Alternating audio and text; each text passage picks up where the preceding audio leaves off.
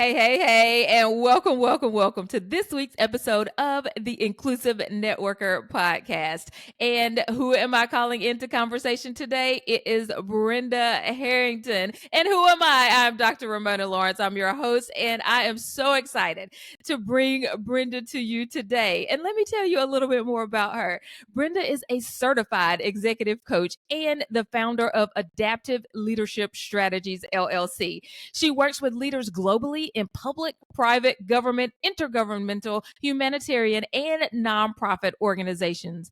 Brenda spent more than 30 years in private industry in positions ranging from first level management to senior executive leadership. She has had countless firsthand experiences with issues involving diversity, both explicit and implicit. In her coaching practice, some of the circumstances she encounters with clients and within organizations involving diversity, inclusion, and acceptance mirror experiences she has had or has been aware of over many, many years.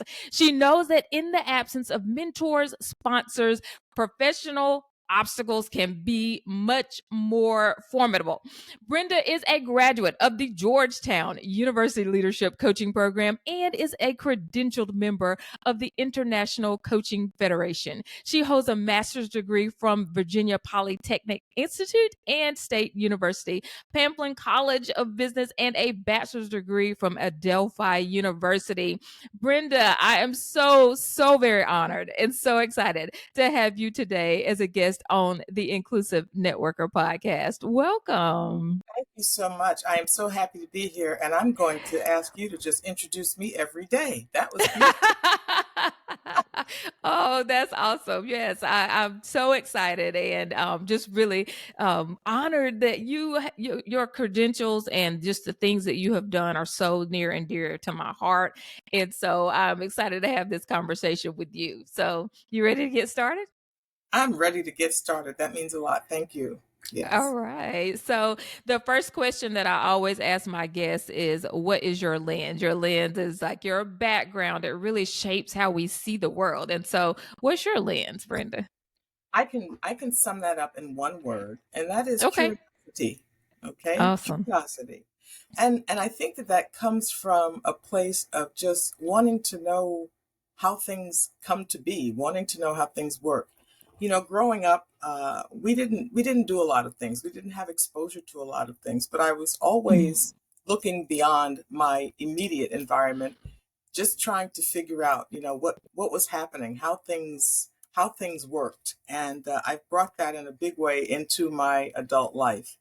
I'm not a person that likes to ask what if, okay? Mhm. And so most people would say that I have a fairly high tolerance for risk, and that's evident Mhm. in some of the things that I've done and the changes I've made over the arc of my career, perhaps as well as personally. And so I think that just being curious, being willing to ask questions and being willing to reach out is really important. It's a priority for me. Absolutely. And I love that. I'm the same way. And I think that that's kind of the basis for this work, right? So if you're not curious, even if you don't know it all, if you're curious, then that is where we can start. And so people are often afraid to jump out there and to talk about diversity, equity, and inclusion because they're like, oh my goodness, what if I say the wrong thing? But it's important to be curious. If you're curious, then it's okay. We're all going to make mistakes and we all mess it up sometimes, but that curiosity is so key to this work. No, it is. And I think people are looking for perfection, the perfect Mhm. time, the perfect language. And there's no such thing, right? Not in this human Mhm. condition. So you just have to go for it.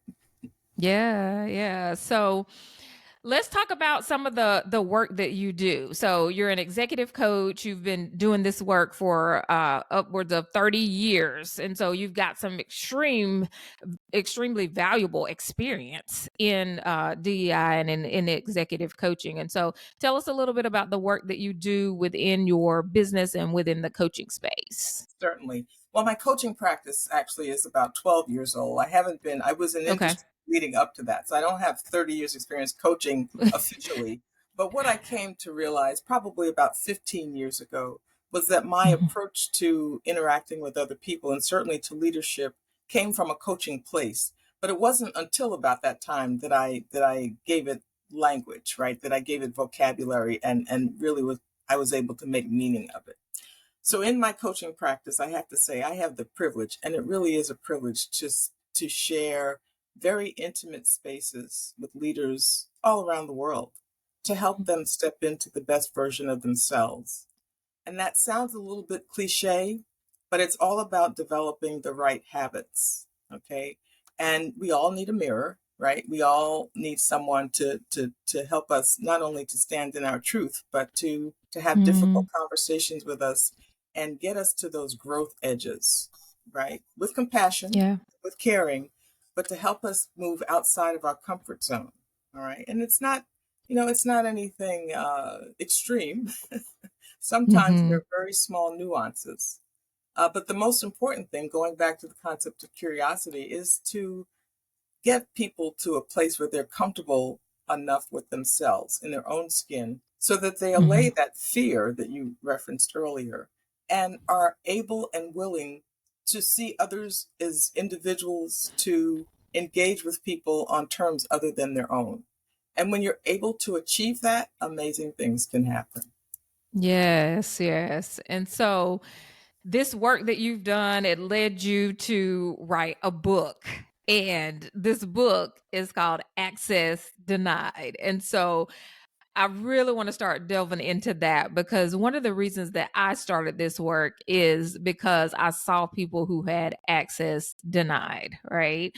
So I was in network marketing, and I am in network marketing. And when I initially came into the space, people said, everybody has the equal opportunity. Everybody can get to the top of this company. Anybody with skin and hair, and you can get to the top. And when I looked at the top of the company, I said, oh, I don't see people with skin and hair that look like mine. And we often said, work harder. We all have the same 24 hours, the same compensation plan, the same products. The only difference is you, as if the you didn't matter, right? And so I realized that access was denied for some reason. And I knew that over time, there's no way that no Black woman worked hard enough, that they weren't working hard enough to get to the top of this company, right? So Right. something was wrong. There was a systems issue. And so I'm really interested in this topic of access denied and the work that you've done in this book. So tell us a little bit about the book, and then let's just delve into specifically how this works when you're thinking about Black women moving to the top of spaces. Certainly. I never planned to write a book. It was the spring of 2020 that moved me to write this book. The events of the spring of 2020, and we don't have to go into detail, we all know about all the things that took place, uh, landed on me like a call to action. Okay. One, because of the outrageous nature of everything that took place, from Breonna Taylor to Ahmaud Arbery to George Floyd and others, but also the fact that so much of this has continued to happen, and it's been happening over such a long period of time. Okay, and we just seem to be in this, this doom loop, right? Mm-hmm. But this time, perhaps because of COVID, perhaps for a lot of reasons, I ended up in conversations that just were amazing to me, from people of all races, of all backgrounds. I had no idea. I didn't know this was still happening. All these kinds of things. And it really, I was annoyed. I was really annoyed. Mm-hmm. Mm-hmm. And when you don't have a platform and you want to get into a conversation, here's that risk tolerance I was telling you about earlier. What do? You create one, right? And so I wanted to start conversations primarily among Black women, but for everyone, to really take a deep dive into some of these things. And so I pulled together a series of stories, and the stories are archetypes for things that most of us have experienced. Most people who have read the book come back to me and will say, I saw myself in the story in chapter 7, or I saw myself, Mm-hmm. this happened to me, right? Just change the names. But I didn't want it just to be a story about what happened. I wanted to provide tools. And so the book includes coaching and reflection tools to help people navigate these circumstances and really make different choices. Because the flip side of that goes back to what you just said. You walked into this organization and the messaging was that if you work hard and you follow this program, you too can excel to the Mm-hmm. top of this organization, right? That's the messaging. The reality is very different than that, Mm-hmm. okay? And we spend too much time, excuse me, believing the hype, right? We buy into that Mm-hmm. Chamber of Commerce delivery, if you will, and we're Yeah. not really strategic enough. We're not. Our expectations aren't aligned with the reality of what we can expect, and so we have an opportunity to really be more strategic, right? And Mm-hmm. take different courses of action, not wait 5, 10, 15, 20 years for something to emerge. Okay. And that's often the case. Mm-hmm. So let's dig into that strategy then. And so Yes. as we start to think about having Black women move to the top of these spaces, what are some of the initial things that you have people to start to think about within their strategy in their businesses or in their teams that can help open that space, and not just open the space, but then help to actually move the needle, right? Because we often in DEI work will talk about the issue, but the strategies and the action plan, That's right, right. is not there. And so, yeah, what is the action? We excuse me, I hear so many people say, I want to be judged based on the value and the impact of my work. And that's just not realistic. I don't want Mm, to be bothered with the politics. I just want to come in, do a good job, receive, and people sit and wait for to be recognized. They wait for other people to make decisions about their careers and their circumstances and things like that. So when I talk about being strategic, I'm really talking about paying attention, see who the power players are, notice what's going on, look at what behavior is not only being tolerated, but what's being rewarded. And a mm, phrase that you will see, I don't know how many times throughout the book, is speak up, call it out. Every time that we are silent, we're sending a message that it's okay. It's okay not to give me that bonus because you don't want to.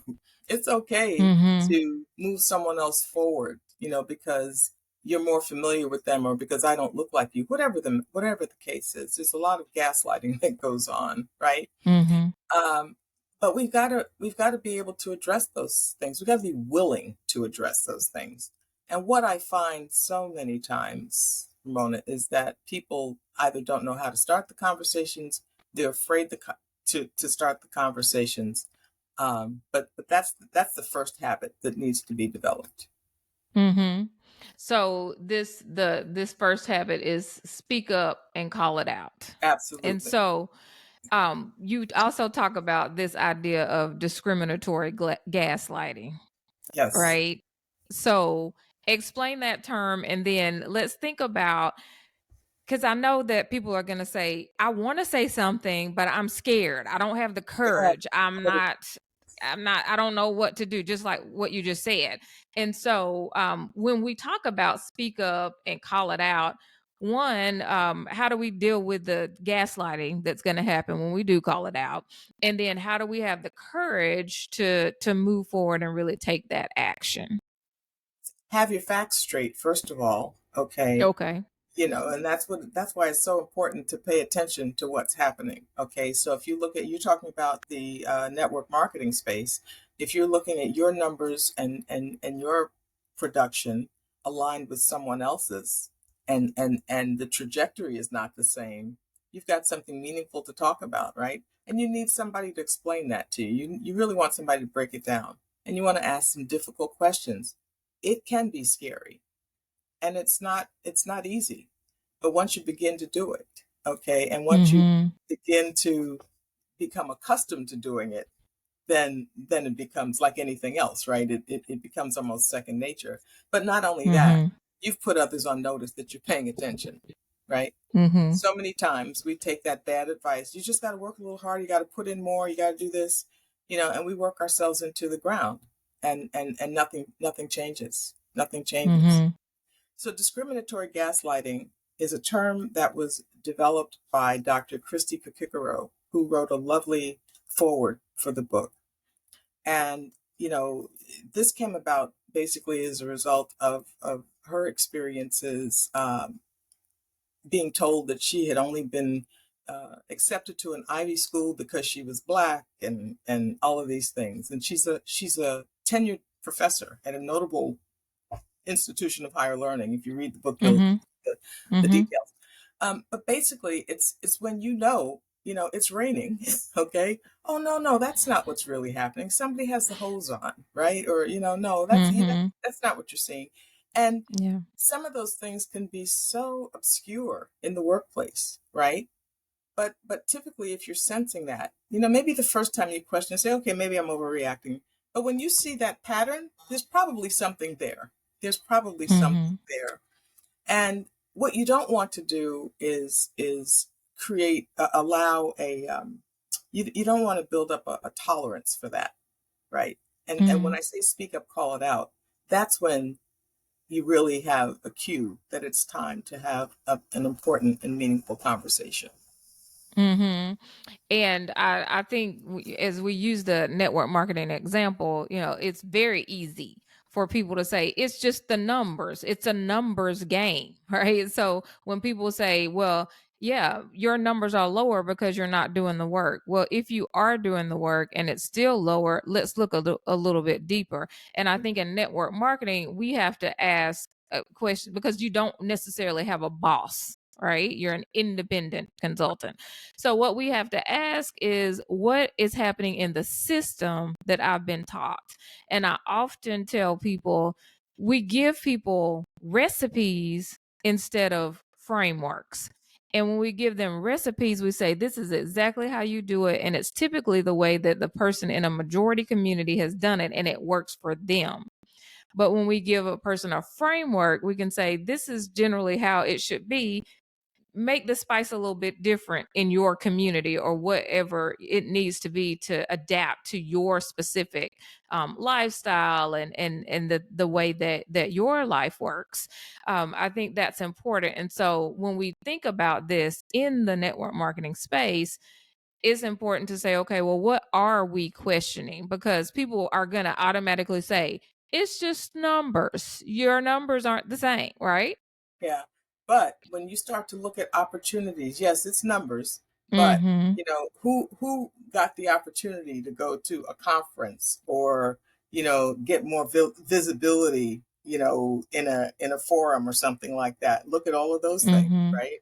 And I Mm-hmm. think what you're saying about the nuances that need to be applied when you're talking about different communities is really important, right? Because Mm-hmm. we may not have the same access. And I don't know what the product or services that you're referencing particularly, and I'm not asking, but sometimes it's a matter of affordability. And I think that that's a Mm-hmm. real blind spot for people, for these organizations. They don't even take it into consideration, right?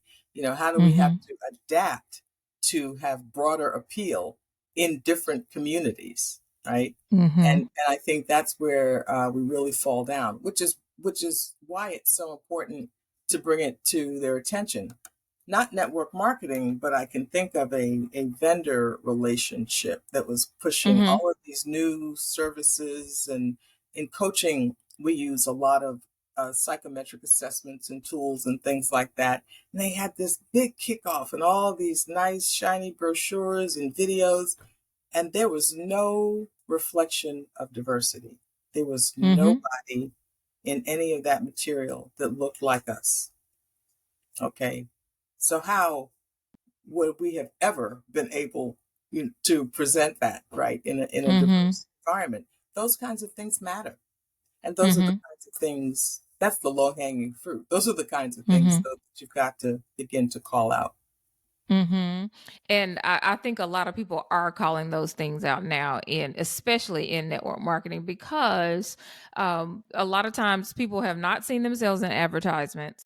They have not seen themselves in the products because the makeup or whatever the product is limited, or we're selling sunscreen, or not sunscreen, but suntan lotion Right. in a Black community, right? Or and Yeah. they haven't seen themselves in leadership. And so I think that it's important for us to continue to navigate these spaces as Black women.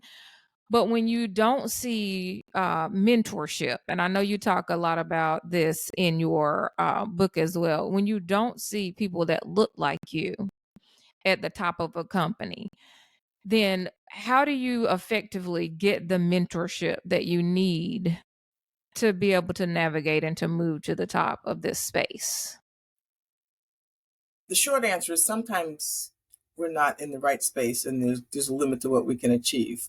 But I'm going to Mhm. reverse engineer that a bit Okay. because mentoring doesn't necessarily need to come from within. I think everybody should have their own formal or informal kind of little board of advisors, right? Mhm. You know, two or three people, no more than about five, that you can have these conversations with, that will give you input, that have different points of view, maybe different disciplines, different professions and industries. Okay. But I talked about paying attention to what is tolerated and what is rewarded.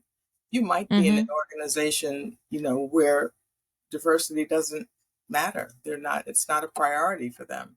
And in a situation like that, particularly in this kind of space, respectfully, there might be a limit to what's achievable, to what can be accomplished. Mhm. And that's a reality. My Mhm. point is that you don't want to spend 10 good years trying to make that work. Okay. Mm. If it's not possible, right? We get caught up in the emotional component of this. Oh, this one's a triple diamond and they can make, and I can do Mhm. this, I can get this car, whatever it is, right? But you got Mhm. to peel back the layers and see what's behind that, what's beneath that. And when I talk about, really paying attention, you can see very quickly, if you're looking for it, whether there's going to be support for advancement. There's some circumstances where people say, oh, we didn't think about it that way. Thank you. And here's what we're going to do. You want to hold them Mhm. accountable. What can I count on you to do? Okay, we're having this conversation. So what's the next step? By when? Tough conversations to have when you're looking up. Mhm. But those are meaningful conversations because you want more than just lip service, right? You want to see Yeah. action. You want to see action. Can I be a part of it? I can help you to gain insights into what would be more meaningful for members of this community, right? Mhm. So if there's a level of acceptance there, and you come to a mutual agreement and a way to move forward, that's great. If that's not well received, then I think you're in a different conversation. You perhaps have some choices to make. Mhm. And that's something that's often hard to do, is that you're like, okay, how do I know when that point is? Because sometimes it's like the process of change is slow, and then it's like, but it's been so slow that I know that this is not going to happen, and it's time to move on. And so I know that a lot of times people have been just working, and they're behind the scenes and they're talking and they're talking, and then they have just gotten to the point where they're like, enough is enough. Right. Yeah. We've done all the programs, we've done all the learnings, we've done all that we can do, and it's time to move on. And it's unfortunate because, you buy more, you invest in more, or you need to go to this, or you need to buy that, or, you need to, all Mhm. this upsells that benefit the leadership of the Mhm. organization, right? I would say that it's important to have these conversations before you sign, before you invest, before you commit. If you're already in, then you're in a different place. But if you're considering Mhm. coming in and at the very beginning, before you've made, a significant commitment economically or otherwise, because it's expensive, it can be to ramp Mhm. up in these spaces. These are the questions you should be asking. What is your commitment to diversity? Show me, Mhm. really demonstrate, Mhm. how, and all of those things. So you want to do your due diligence before you get in. We get wrapped up in the numbers. This one lives Mhm. in this house in this neighborhood, car, has a boat, trips, whatever. No, no, no. Show me the details of how this is being Mm-hmm. rolled out or how this is happening. Yeah. If you're Yeah. already in, unfortunately, sometimes I hate to use the term cut your losses, but if you know that it's not going to get any better and you're not in a Mm-hmm. position of any meaningful influence or power to change it, then it's perhaps time to transition and work toward making a more educated decision on the Mm-hmm. next environment. Yeah, and then I love the fact that you said show me, and I would say show me an extended history as well. So not the one person that made it that you can use as the one token person that got, Right. Yeah. yeah, so yeah, the poster child for this. It's important that we can see the a range of individuals that are able to truly make it. And so um as we're moving through this and we're trying to do this work and you're making these decisions in business, how do we protect the mental health Mm. of Black women as we move through this? Because I know you and I do this work.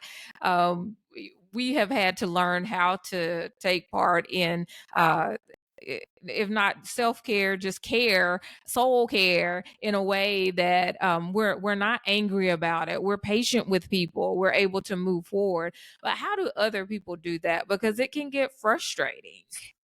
I talk in the book about something called allostatic load, right? Which is Mm-hmm. the perpetual and continuous impact of dealing with this day in and day out. I have a friend in HR who says all day, every day, right? This is the All reality, day, every day. all Mm-hmm. day, every day. And, what you really have to, again, in the book, I say, one, you're not crazy. What is happening is real, okay? And two, you're not alone. And I think that we retreat into isolation too much because we think, what should I be doing differently? I failed. I spent all this money. I spent all this time. People are Mm, expecting me to just get rid of all of that. Work your way through that yeah. as fast as you can, and connect with a Ramona, a Brenda, anybody that you can begin to have conversations with. We are so caught up with the image, right? And the persona. Forget about that. Your health, your mental Mm-hmm. health in particular, is the most important thing. We end up in dangerous places medically, high blood pressure, diabetes, all Mm-hmm. this stuff. We work ourselves into bad health, really. And none of this is worth it. None of it. Mm-hmm. And so connect, find your community, find the mentors, the accountability partners, others that you can begin to talk to, and you will quickly learn. You will very soon learn that you're not alone, and that you have an outlet. But you've got to get it out of your head. Mm-hmm. Yes, that's so important. And as we wrap this up, what is some advice that you would typically give either a team leader or a company that's trying to open this space for Black women to be able to navigate to the top of a company? And then, what is the last piece of advice that you would give the one Black woman of color that is trying to navigate that space? So from the company, the team leader standpoint, and then what advice do you give the Black woman? Yeah, so from the company or team leader standpoint, really being able to live into your commitment, walk the walk, seek Mm-hmm. input and advice from people who would be impacted by the changes that need to be made. All right. Don't just assume that, oh, well, we're going to do this, and we're going to check this box for inclusion or Mm-hmm. diversity. Really hear from all voices in the room to come up with a cogent plan for increasing. It's more than diversity, it's inclusion, because you can have the Mm-hmm. numbers, but if everybody is silent and not really being brought into meaningful conversations and decisions, then it doesn't matter. So Absolutely. really cast a wide net when trying to plan for those initiatives to move them forward in a meaningful way.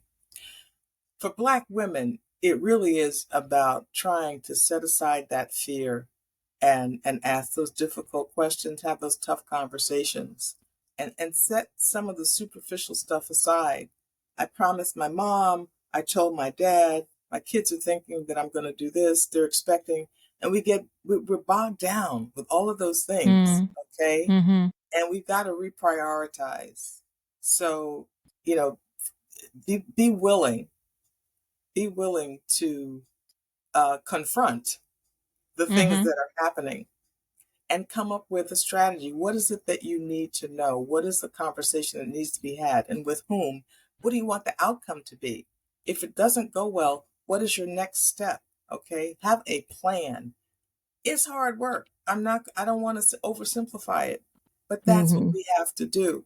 And every time we don't do that, we're sending a message that it's okay. Keep beating up on me. It's fine. Right? Yeah.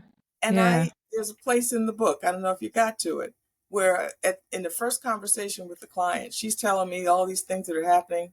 And then every sentence she ended, and that's fine.